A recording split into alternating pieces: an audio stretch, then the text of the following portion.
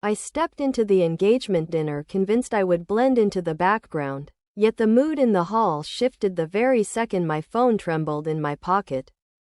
The venue carried a quiet kind of luxury. Warm golden chandeliers glowed above polished walnut tables, while towering windows framed the restless harbor lights shimmering far below like secrets waiting to surface.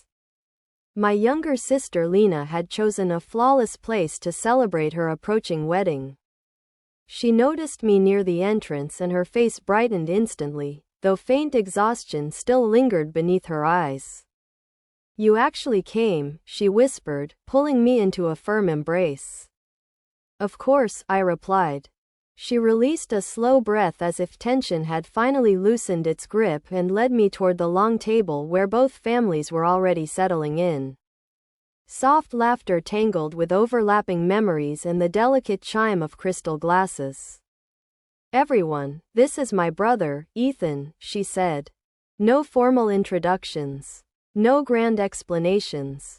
Exactly how I preferred it. The groom's relatives naturally occupied the center of attention.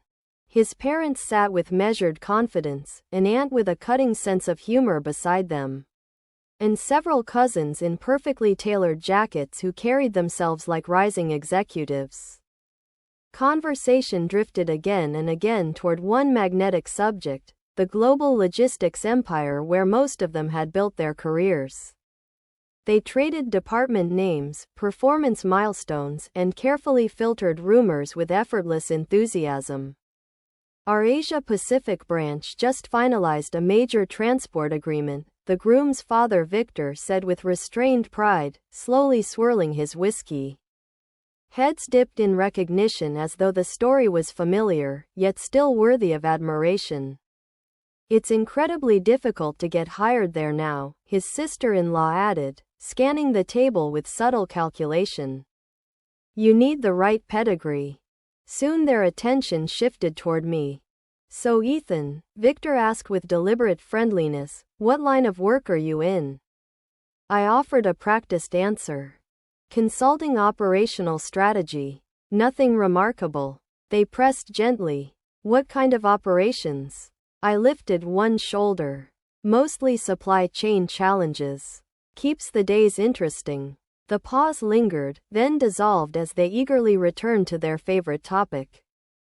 Lena sent me a quick knowing glance across the linen tablecloth, half apology, half silent support. She understood I was deliberately shrinking my own story. Years earlier, inside a cramped apartment cluttered with aging laptops and empty coffee cups, I had built the very company they admired. What started as a narrow freight optimization service had quietly transformed into a worldwide force.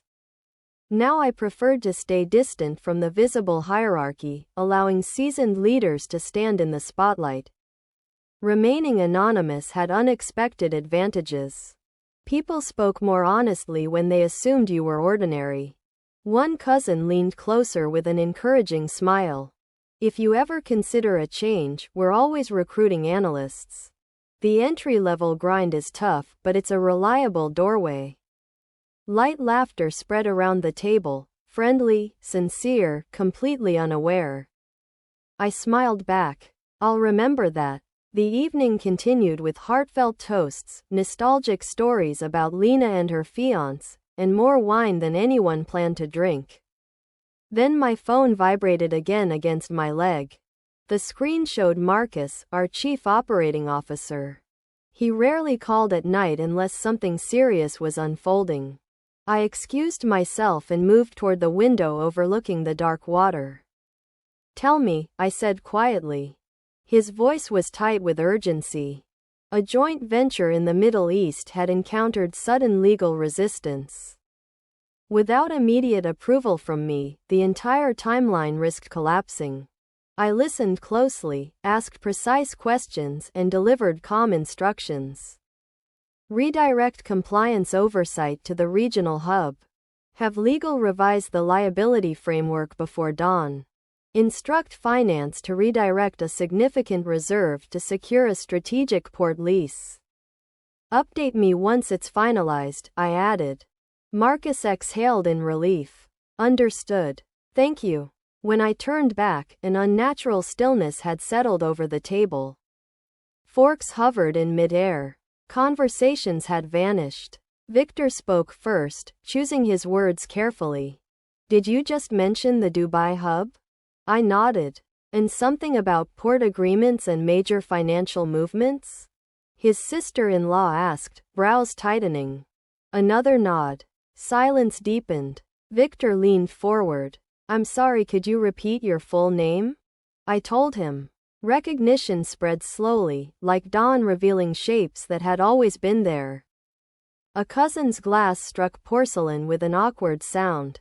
Someone whispered, barely audible, "Wait, the Ethan Coldwell?" Victor cleared his throat, color rising in his cheeks. You founded Horizon Freight, didn't you? Yes, I answered evenly. No one laughed this time. Only astonishment remained. Lena watched quietly, pride shining through her calm expression as she squeezed my wrist beneath the tablecloth. Victor began to form an apology, perhaps an explanation, but I raised my glass toward my sister before he could continue. Tonight belongs to Lena, I said gently. Let's keep our focus there. The meaning was unmistakable. Conversation resumed slowly, softer now, shaped by a new respect. Casual career advice disappeared. Subtle displays of status faded into thoughtful politeness. Later, as dessert gave way to coffee and lingering reflections, I met Victor's gaze once more. He lifted his glass in a small, silent gesture. I returned it without words. Power had never truly shifted. It had simply stepped into the light for a brief moment. And sometimes the strongest decision is choosing when to let it fade back into the shadows, carrying quiet certainty into whatever comes next.